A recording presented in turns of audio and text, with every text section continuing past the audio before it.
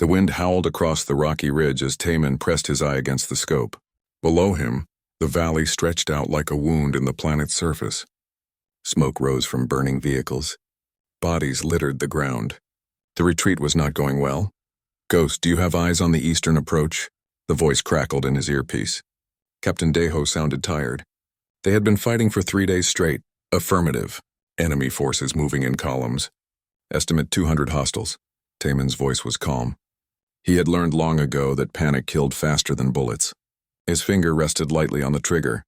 Not yet. Wait for the right moment. The Velrith moved like insects across the valley floor. That's what they were, really. Giant insect creatures with too many legs and mandibles that could tear through armor. The Galactic Council had been fighting them for 20 years. Humanity had joined the war only 2 years ago. It had not been humanity's choice. The Council needed soldiers. Humans were good at killing. That made them useful. All units, prepare for final evacuation. A new voice cut through the radio. This one was not human. It clicked and buzzed in a way that made Taman's teeth hurt. Commander Velquesh, the council officer in charge of the operation. Transport ships will arrive in 15 minutes. Taman adjusted his position. His leg cramped from lying still for so long, but he ignored it. Below, the human soldiers were falling back toward the landing zones. Medic Hana ran between wounded men, her hands already red with blood. She had saved Taman's life once back on Europa. He owed her. The first transport ships appeared in the sky, large, bulky vessels that belonged to the Council's fleet. They descended toward the valley like mechanical angels. Hope flickered in Taman's chest. Maybe they would all make it out. Then everything went wrong.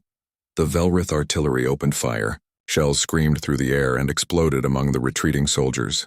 Taman watched through his scope as men he knew disappeared in clouds of fire and dirt. He forced himself to breathe slowly. Panic would not help them. Return fire. All units return fire. Deho was shouting now. The organized retreat collapsed into chaos. Taman began shooting. One shot, one kill. He had learned this rhythm years ago in the ruins of Seoul, hunting for food while his family starved. Now he hunted different prey.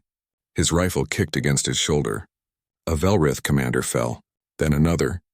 He aimed for the ones giving orders, the ones coordinating the attack, but there were too many. For every enemy he killed, 10 more appeared. "Ghost, fall back to the secondary position." Deho's voice was barely audible over the explosions. "We need covering fire from the north ridge." "Moving." Taman grabbed his rifle and crawled backward. Never stand up on a ridgeline. That was how you died. He had seen too many young soldiers make that mistake. The world exploded. Taman did not hear the artillery shell. He only felt the impact as the ground beneath him erupted. His body flew through the air. Everything became pain and noise and darkness. When his vision cleared, he was lying on his back. The sky above was orange, the color of this alien world's atmosphere. His ears rang. Something felt wrong with his left leg. He tried to move it and nearly screamed. Broken. Definitely broken. His communications headset was gone. Taman turned his head and saw pieces of it scattered among the rocks. The explosion had destroyed his radio. He was alone now. With shaking hands, he reached for his rifle. Still there? Good. The weapon was scraped and dented, but functional. Taman pulled himself behind a large boulder and looked down at the valley. The transport ships were leaving. He watched as they lifted into the sky, their engines burning bright against the orange atmosphere.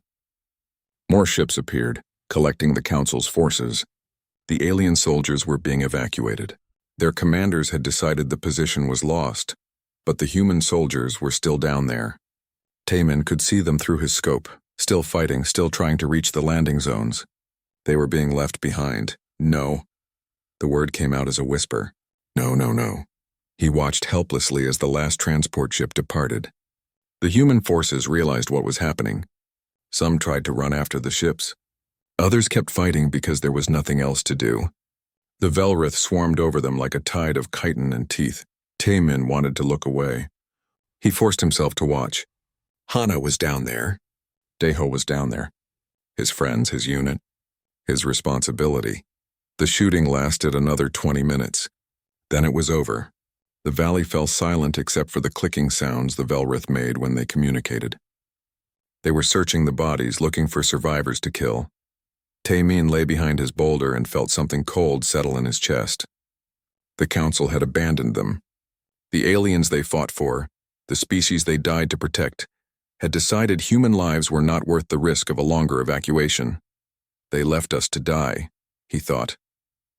They just left us. His leg throbbed with pain. He looked down and saw bone poking through his combat suit. Bad. Very bad. He needed medical attention soon or he would lose the leg, or die from infection, or bleed out. But there were no medics coming. No rescue ships. No help. Taman pulled himself into a sitting position and opened his survival kit. His hands moved automatically, following training drilled into him through countless exercises. First, stop the bleeding. He injected himself with coagulant foam and wrapped the leg tight with synthetic bandages. The pain made him dizzy, but he kept working. Next, assess the situation. He had his rifle and approximately 40 rounds of ammunition, 3 days of water, 1 day of food, 1 functional leg, no communications, no extraction point. The planet was occupied by enemy forces who would torture him if they caught him alive. The smart thing would be to use his last bullet on himself. Quick and clean, better than what the Velrith would do. Taman looked at his rifle for a long moment. Then he looked down at the valley where his friends had died, where the council had abandoned them like garbage. He made a decision. Not yet, he said to the empty air. Not yet. Behind him, deeper in the rocky terrain, he could see the dark mouth of a cave system. If he could reach it, he might be able to hide. To survive. To plan and maybe, just maybe, to make them regret leaving him behind. Taman began to crawl. Every movement sent lightning bolts of pain through his shattered leg. He bit down on his sleeve to keep from screaming. The cave entrance was 50 meters away. It might as well have been 50 kilometers. But he had survived worse. Growing up in the ruins after the resource wars, watching his family die one by one from hunger and disease, joining the military because it was the only way to eat, fighting in conflicts across 3 star systems. He had survived all of it. He would survive this too. As the orange sun set on the alien world, Taman dragged himself into the darkness of the cave. Behind him, the Velrith began to fortify their positions in the valley. They had won. The planet was theirs. They did not know that 1 human sniper still lived in the rocks above them. They did not know what that would cost them. Taman pressed his back against the cold stone and closed his eyes. Rest first. Heal what he could. Then the real work would begin. The council thought he was dead. The Velrith thought the planet was secure. Everyone was wrong. In the darkness, Taman smiled. It was not a happy expression. 3 weeks had passed since the world ended. Taman sat in the darkness of his cave and cleaned his rifle for the 100th time. The motion was automatic, soothing. It gave his hands something to do while his mind worked. His leg had not healed properly. It never would without real medical care. But he had set the bone as best he could using pieces of his armor as a splint. He could walk now after a fashion, more of a limping shuffle. It would have to be enough. The cave system ran deep into the mountain. Taman had explored every tunnel, every chamber, memorizing routes in complete darkness. He knew where water dripped from the ceiling, collecting in small pools. He knew where the wind blew through hidden cracks, carrying the smell of the outside world. He knew which passages led to vantage points overlooking the valley. It had become his home, his fortress, his tomb perhaps when his supplies finally ran out. But Taman had no intention of waiting for death to find him. Through careful observation, he had learned the Velrith's patterns. They were methodical creatures, following the same patrol routes at the same times each day. They had established a forward base in what used to be a human supply depot, approximately 300 soldiers, maybe more. Too many for one man to fight, unless that one man was very patient and very careful. Taman had made his first kill on day 7, a Velrith scout that wandered too close to the cave entrance. One shot through the head, then dragged the body inside before anyone noticed. He took the creature's supplies, strange alien rations that tasted like metal and made his stomach hurt, but they were food. He also found something more valuable, a communications device. It took him 5 days to figure out how it worked. The Velrith language was all clicks and hisses, impossible for human vocal cords to reproduce. But their technology was not that different from the Council's equipment. Taman had always been good with machines. Growing up in the ruins, you learned to fix things or you died. When he finally cracked the encryption, he listened. The Velrith were consolidating their hold on the planet. More troops were arriving every day. They were building something in the valley. A permanent installation. They planned to stay. That was when Taman started his war. The second kill was a commander. Taman had watched the creature for 3 days, learning its habits. It always stopped at the same spot to survey the valley, always at sunrise. Creatures of habit made easy targets, one shot. The commander's head exploded in a spray of yellow blood. By the time the other Velrith realized what happened, Taman was already crawling back through his escape tunnel. The third and fourth kills came 2 days later. 2 supply guards at the edge of the base. Quick, quiet shots in the darkness. He left the bodies where they fell. He wanted the Velrith to find them. He wanted them to know something was hunting them. By the end of the 3rd week, he had killed 17 Velrith soldiers. The enemy was getting nervous. He could see it in the way they moved, always looking over their shoulders, jumping at shadows. They doubled their patrols. Set up more guards. It did not help. Taman was a ghost. He struck and vanished. He knew this terrain better than they did. He had nothing to lose and all the time in the world.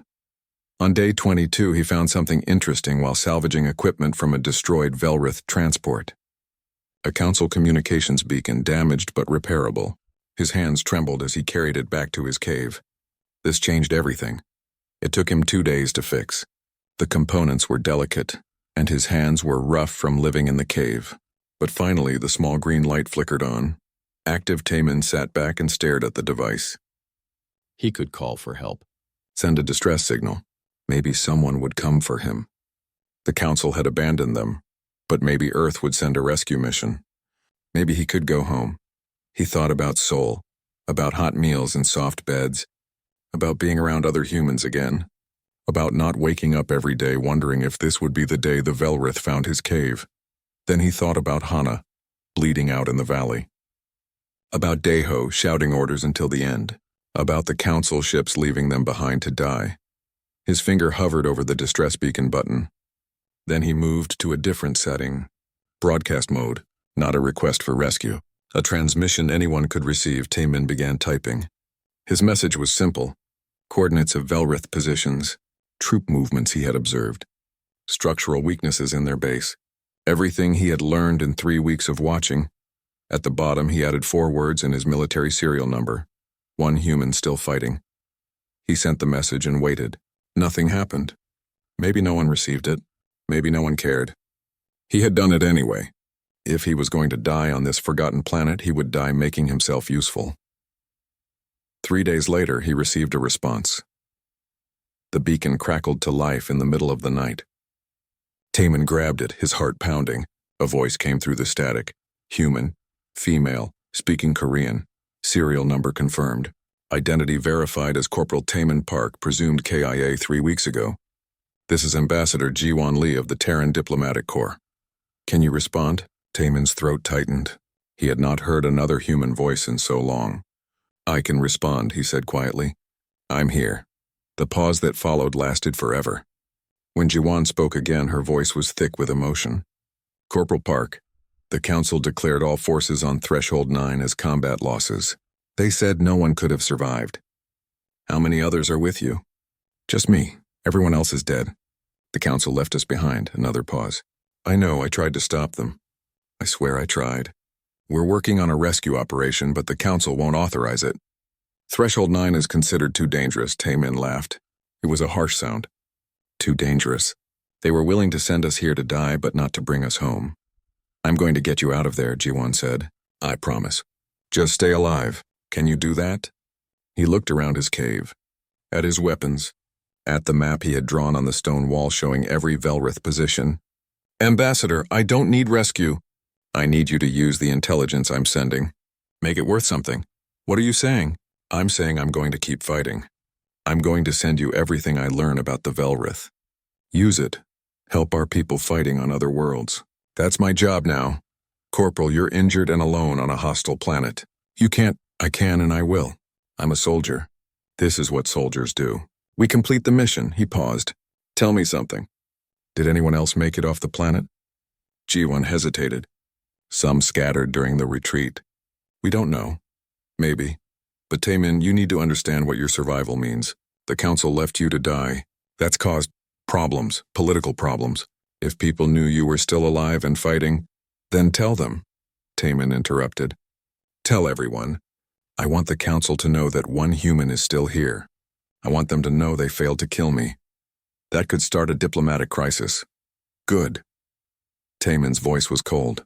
They earned it. The conversation ended soon after. But from that day forward, Taemin sent regular broadcasts. Intelligence about the Velrith, updates on his operations, kill counts. Each transmission ended the same way. Day number, still alive, still fighting, still waiting for the council to remember their honor. The messages spread across human space like wildfire. The ghost of Threshold 9, they called him. One man abandoned by the galaxy but refusing to die. Refusing to quit, making the aliens who left him behind look like cowards with every day he survived. On day 30, Taemin killed his 30th Velrith soldier. He marked it on his cave wall with the others. Small tallies scratched into stone. Each one a life taken. Each one revenge for his fallen comrades. He checked his supplies. Food running low. Water was fine. Ammunition was becoming a concern. He would need to take more risks, raid more positions. The Velrith were getting smarter, more cautious. Soon they would find his cave, but that was tomorrow's problem. Tonight, Taemin sat in his cave and cleaned his rifle again. Outside, the alien sun set on a world that thought he was dead. They were wrong, and he was going to make sure they never forgot it. Ambassador Jiwon Lee stood before the Galactic Council and tried to control her anger. The chamber was massive, designed to make individuals feel small and insignificant. 17 species sat in their elevated seats looking down at her. Literally and figuratively. The human requests rescue operations for a single soldier, High Chancellor Vross said. His reptilian face showed no emotion. This is not practical. Threshold 9 is deep in enemy territory.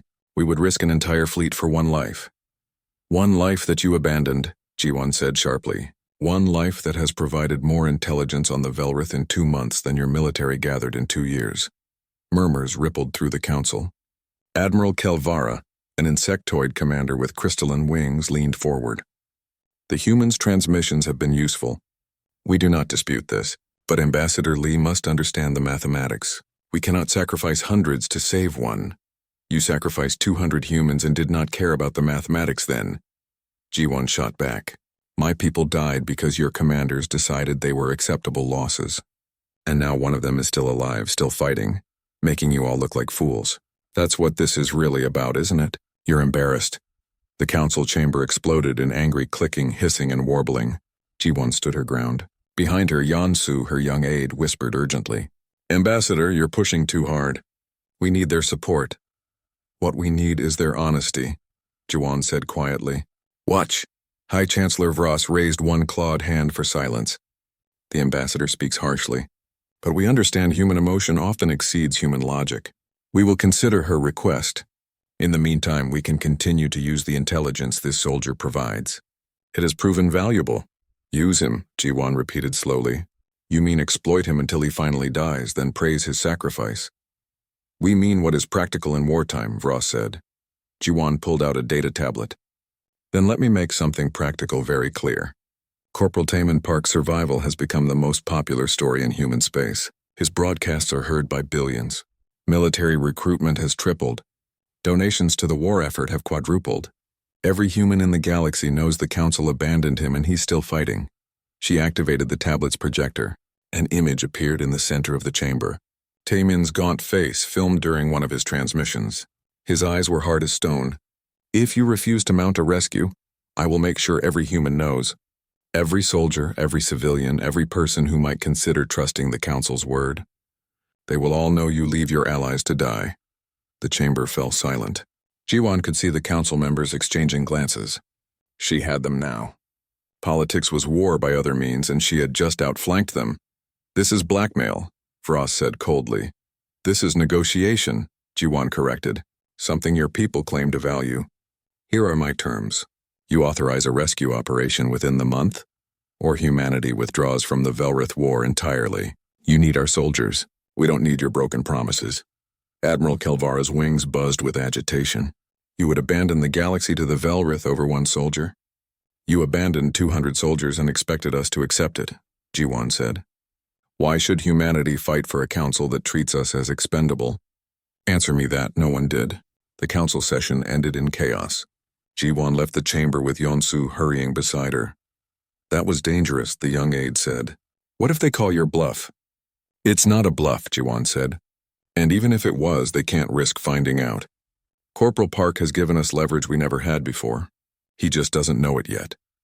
Meanwhile, on Threshold 9, Tae-min knew nothing about galactic politics. He was too busy staying alive. The Velrith were hunting him seriously now. They had sent specialist trackers, creatures bred specifically to find hidden prey. Tae-min had encountered his first tracker 3 days ago and barely escaped. The thing had followed his scent trail right to one of his supply caches. He had been forced to abandon it and collapse the tunnel behind him. Now he was down to 5 days of food and limited ammunition. Worse, the Velrith were systematically searching the mountain. They would find his main cave eventually. It was only a matter of time. Tae-min lay on a rocky outcrop and watched the enemy base through his scope. 2 months of observation had taught him everything about their operation. The base commander was a large Velrith with distinctive markings. It emerged from the command center at the same time every morning. Routine made targets, but killing one more soldier would not change anything. Tae-min needed something bigger, something that would hurt them. Force them to divert resources. Give him breathing room. His eyes settled on the fuel depot. The Velrith stored their ship fuel in large tanks at the edge of the base. Security was heavy but not perfect. If he could ignite those tanks, the explosion would destroy half the base. It was a suicide mission, the kind of operation that required a full team. Tae-min was one man with a broken leg and limited ammunition. The smart play was to stay hidden, keep feeding intelligence to Jiwon, and hope rescue came before the Velrith found him. But Tae-min was tired of being smart. He was tired of hiding. He was tired of watching the creatures who killed his friends walk around like they owned the planet. That night, he packed his remaining supplies, left a message for Jiwon in the communications beacon's memory. If he died, at least she would know what happened. Then he began the long, painful journey down the mountain toward the Velrith base. It took him 6 hours to reach the perimeter. His leg throbbed with every step. He ignored it. Pain was temporary. Revenge was forever. The base was quiet. Most Velrith were inside their structures, sleeping or whatever they did at night. Guards patrolled the perimeter, but Tae-min had memorized their patterns weeks ago. He slipped between their roots like smoke, using darkness and shadows as cover. The fuel depot loomed ahead. 3 massive tanks, each containing enough volatile fuel to power a ship. 3 guards watched the entrance. Too many to shoot without alerting the base.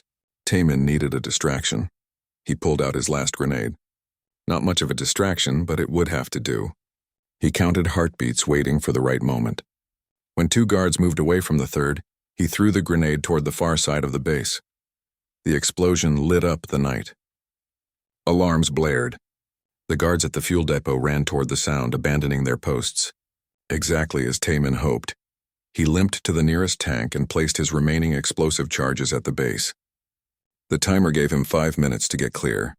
Not enough time to make it back to the mountain. He would have to find cover nearby and hope the blast did not kill him. 4 minutes. Tae-min moved as fast as his broken leg allowed. Behind him, he could hear the guards returning to the depot. They had discovered the grenade was a diversion. They were searching for intruders. 3 minutes. He ducked behind a storage container and pressed himself flat. Flashlights swept over his position. The Velrith were close now. He could hear their clicking communication. They knew someone was here. 2 minutes. A Velrith walked past his hiding spot. So close Tae-min could have reached out and touched it. He held his breath. The creature paused, its antennae twitching. It sensed something wrong. 1 minute. The Velrith turned toward Tae-min's position, raised its weapon. Tae-min's hand moved to his knife. If he was going to die, he would take this one with him. 0. The world became fire and thunder. The fuel tanks exploded in a chain reaction that turned night into day. The shockwave threw Tae-min 20 meters. He hit the ground hard and everything went dark. When he woke, the base was chaos. Half of it was burning. Velrith ran in every direction, trying to contain the damage. Secondary explosions continued to rock the facility. Tae-min had done more damage than he dreamed possible. He forced himself to stand. His ears were ringing.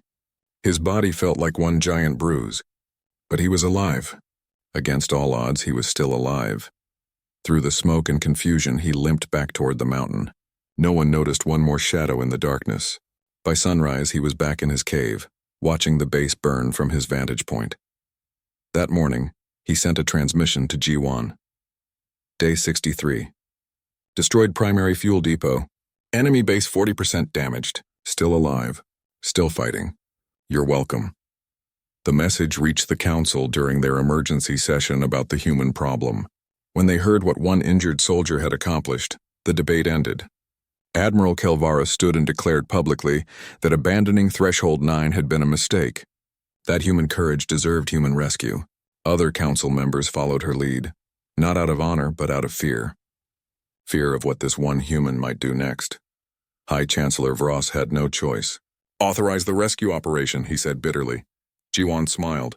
One injured sniper had just changed galactic politics, and he did not even know it yet. 5 months. Taemin had been alone on Threshold 9 for 5 months. He no longer looked like the soldier who had been abandoned. His uniform was rags held together with scavenged materials. His face was scarred and weathered. His hair had grown long and wild, but his eyes remained sharp. A predator's eyes. The cave system had become a fortress. He had expanded his network of tunnels, created multiple escape routes, and established supply caches throughout the mountain. His injured leg had healed into a permanent limp, but he had adapted. Learned to move differently. Became faster than he had any right to be. The Velrith base was a shadow of what it once was. Taemin's raids had crippled their operations. He had destroyed their fuel depot, collapsed their main armory, assassinated 7 commanders, and made the entire occupation force paranoid. They jumped at every shadow, fired at every noise. The ghost of Threshold 9 had become their nightmare. But Taemin was not alone anymore. He had found others. Myung-hee was the first, an elderly woman from one of the evacuated species. She had hidden in the ruins of the capital city when the council ships left. She was too old to run, she explained when Taemin found her scavenging for food. Better to die in her home than die running. Taemin convinced her to live instead. She knew the city better than anyone. Knew which buildings were stable, which tunnels led where, which water sources were safe. She became his eyes and ears in places he could not go. Then came others. A family hiding in the sewers. A young couple living in a collapsed building. A merchant who had barricaded himself in his shop. All survivors the council had abandoned. All people the Velrith assumed were dead or captured. Taemin brought them together. Not an army, but a network. They shared information, resources, hope. He taught them how to hide, how to move unseen, how to survive. In return, they told him about Velrith movements, supply routes, weakness in their security. The resistance grew slowly. By month 4, there were 37 survivors in Taemin's network. By month 5, 42. Not many, but enough. "We should leave," Myung-hee said one evening. She sat in Taemin's cave, warming her hands over a small heat source. "Find a way off this planet. The Velrith will find us eventually. They've been trying for 5 months, Taemin said. He was cleaning his rifle again. The motion never stopped being soothing. Besides, where would we go? Steal a ship? Navigate through enemy space? We wouldn't last a day. Then what's the plan? Stay here until we all die? Taemin looked up at her. His eyes held something cold and determined. I'm going to take the planet back. Myung-hee stared at him. You've been alone too long. That's insane. Probably, Taemin agreed. But I've been studying the Velrith operation for months. Their weakness isn't military. It's infrastructure. Everything depends on their command center and their orbital defense grid. Take those out and the planet becomes too expensive to hold. You're one man.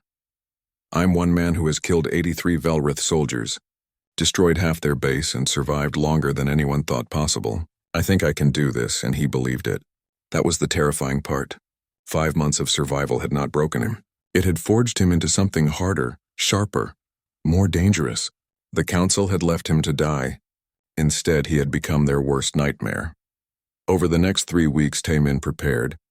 He scouted the command center obsessively, mapping every entrance, every guard post, every vulnerability. He studied the orbital defense grid from a distance, learning its patterns and protocols. He stockpiled weapons from fallen Velrith soldiers and created improvised explosives from salvaged materials. Myung-hee and the other survivors thought he was crazy.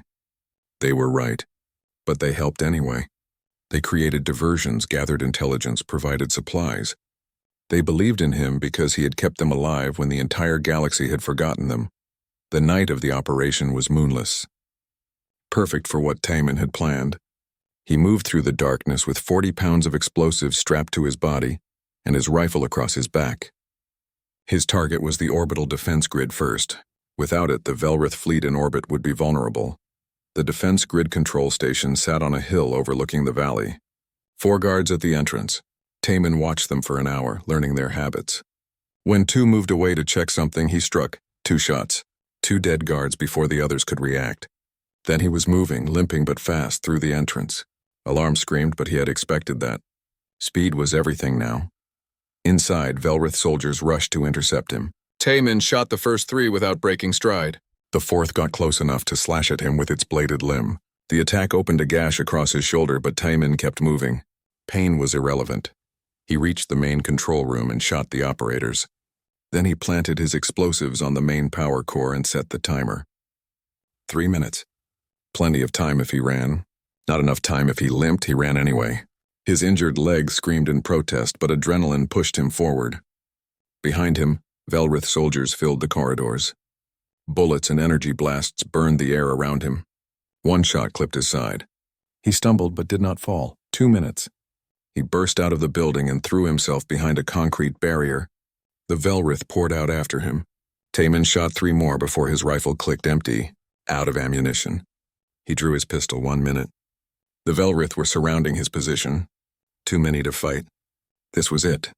He had failed. The timer would expire and take the defense grid with him, but the command center would remain intact. The Velrith would hold the planet. Then the sky lit up with weapons fire. Taman looked up and saw ships descending through the atmosphere. Human ships, a full battle group dropping out of orbit like angels of war. The cavalry had finally arrived. The lead ship broadcasted on all frequencies. "This is Captain Deho of the Terran Navy. All Velrith forces, you have 30 seconds to surrender or be destroyed." Taman started laughing. He could not help it. Deho had survived. His commander had made it off the planet and come back for him. After 5 months, someone had finally come back. The timer hit 0. The defense grid exploded in a fireball visible from space. Without it, the Velrith fleet in orbit was defenseless. The human ships tore into them without mercy. What followed was not a battle but an execution. On the ground, the Velrith forces panicked. Some tried to flee. Others fought desperately. Most just gave up. Without orbital support, without their defense grid, without their command structure that Taman had systematically destroyed over 5 months, they had nothing left. By sunrise, it was over. The Velrith were in full retreat, abandoning Threshold 9 to save what remained of their fleet. The planet was liberated. 1 injured sniper had done what entire council fleets could not accomplish. The human ships landed in the valley. Taman limped down from his position, bleeding from multiple wounds but alive. Deho was the first off the ship. When he saw Taman, the captain stopped walking. For a moment, neither man spoke. Then Deho saluted. "Corporal Park, good to see you." Taman returned the salute with his wounded arm. "Captain, you're late." "Yeah, well, traffic was hell." Deho's voice cracked. "We thought you were dead." "We all thought you were dead. I was busy," Taman said.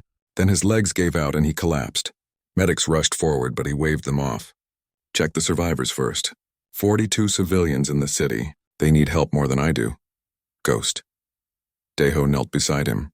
"You saved them all, didn't you? 5 months alone and you saved them." "Someone had to," Taman said. His vision was getting blurry. Blood loss catching up to him. The council sure wasn't going to do it. As the medics loaded him onto a stretcher, Taman looked up at the orange sky of Threshold 9 one last time. 5 months he had survived here. 5 months of pain, fear, and endless fighting. But he had won. Against impossible odds, he had won. The last thing he heard before unconsciousness took him was Deho speaking into his radio. "Tell Ambassador Lee we got him. The ghost is coming home." Somewhere in the Galactic Council chambers, politicians who had written off Taman as an acceptable loss received the news. 1 human soldier had liberated an entire planet. 1 man they abandoned had achieved victory through sheer stubborn refusal to die. The council would never recover from the shame of it. The medical bay of the Terran warship was too bright, too clean, too safe. Taman had spent so long in darkness and danger that comfort felt wrong. He lay in the hospital bed and stared at the white ceiling, unable to sleep despite the painkillers flowing through his veins. His body was a map of scars now. The doctors had counted 17 separate injuries, some months old, all poorly healed. His left leg would never fully recover. He would walk with a limp for the rest of his life. A reminder of the planet that tried to kill him and failed. You're awake. Daeho entered the room carrying 2 cups of coffee. Real coffee, not the synthetic stuff from ration packs. He handed one to Taemin. Thought you might want something from home. Taemin took the cup with shaking hands. The smell alone was overwhelming. He had forgotten what real food tasted like. How long was I out? 3 days. Doctors said you were running on pure spite by the time we found you. Malnutrition, infection, blood loss. They're amazed you could even stand, let alone fight. Had work to do, Taemin said simply. He sipped the coffee and closed his eyes. What happened to the survivors? The ones I found in the city? All 42 recovered and receiving medical care. You saved them, Ghost, every single one. 42 out of how many thousands? Taemin's voice was bitter. The council evacuated their people and left everyone else to die, including us. About that, Daeho sat down heavily. Things have changed. Your transmissions, your survival, what you accomplished alone. It broke something in the council. 3 species withdrew from the coalition completely. Others are demanding reforms. Humanity has leverage now. Good.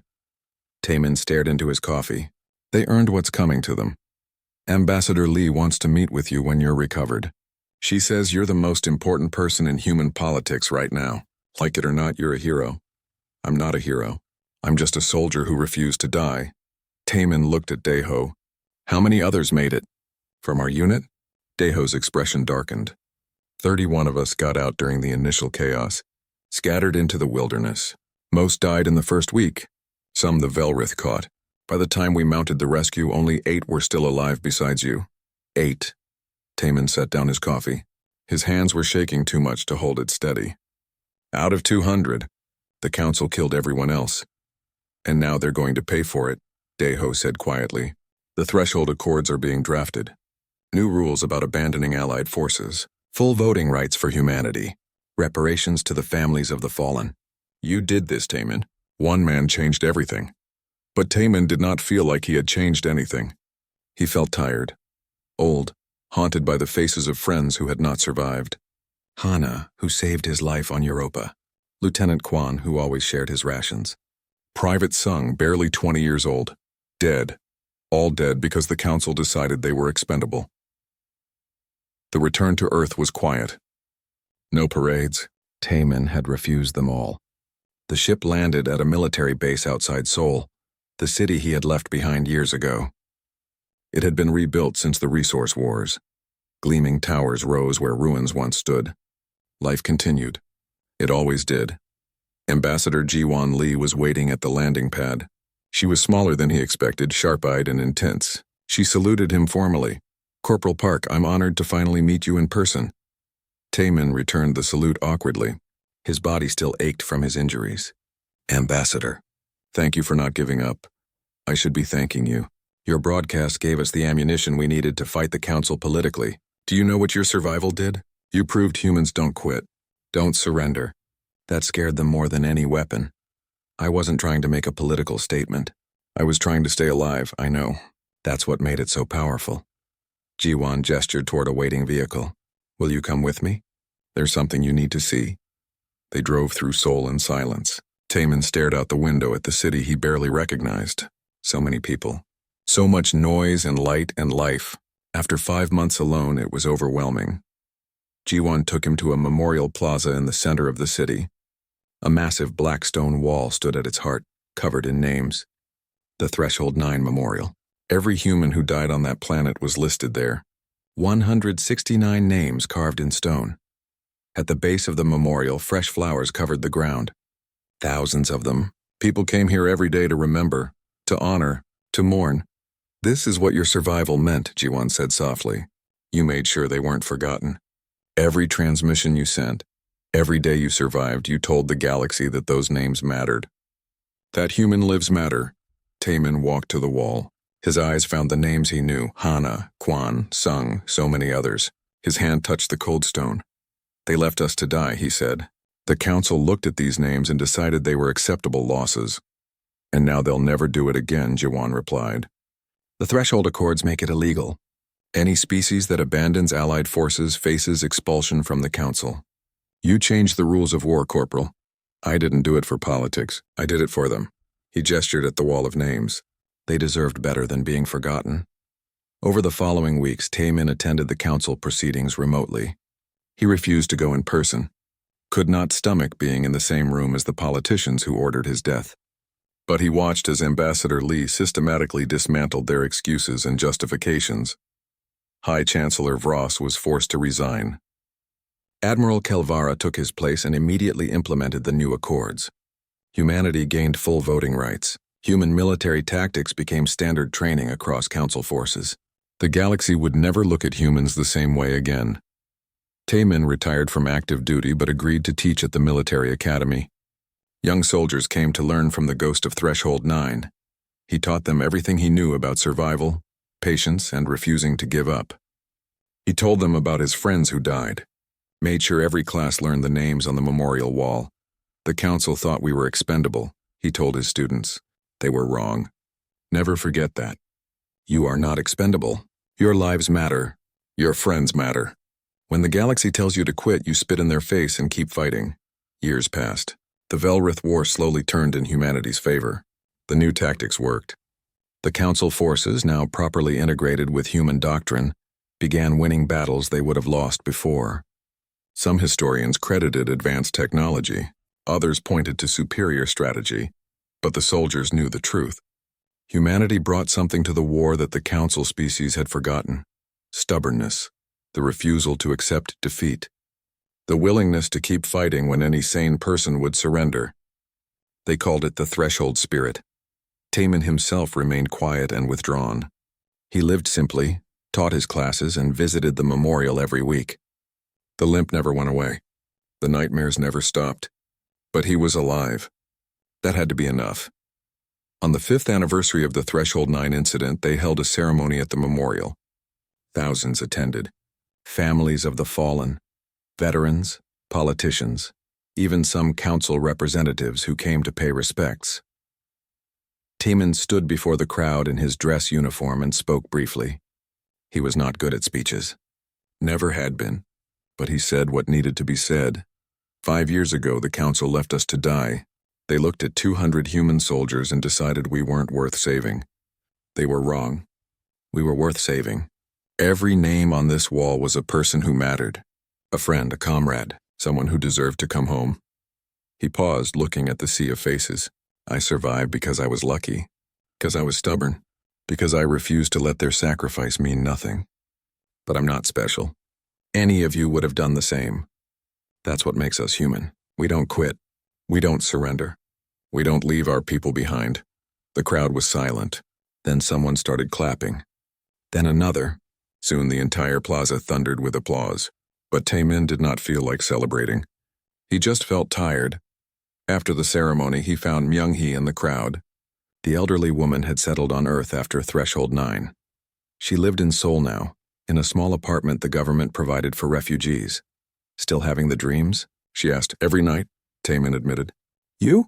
Every night, she agreed. They stood together in comfortable silence, two survivors who understood each other without words. Later that evening, Taemin returned to the memorial alone. The crowds had gone home. The flowers had been cleared away. Just him and the wall of names in the darkness. He sat down at the base and looked up at the stone. I kept my promise, he said to the names. I made them remember, made them change, made them regret what they did to you. The stone offered no response. The dead never did. But Taemin felt something settle in his chest. Not peace. He would never have peace, but purpose, meaning. His survival had meant something. Their deaths had meant something. One injured sniper left behind had changed the galaxy. The council never recovered from the shame of Threshold 9, and humanity rose from the ashes of abandonment stronger than before. The galaxy learned a lesson that day, a lesson written in blood and stubbornness. Never underestimate a human with nothing left to lose.